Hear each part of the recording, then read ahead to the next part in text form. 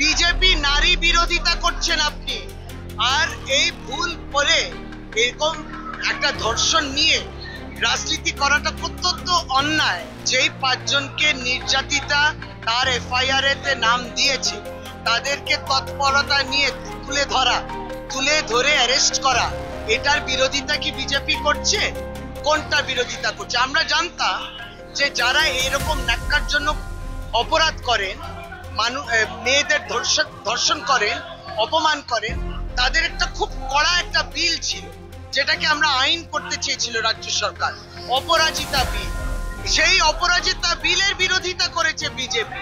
আমরা জানি যখন বাংলায় এইরকম নির্যাতন হয়, কড়া পদক্ষেপ, শাস্তি হয়েছে, কুলতলিতে হয়েছে, আরো অনেক 4-5টা পক্সো কেস দিয়ে চার্জশিট 60 দিনের মধ্যে হয়েছে।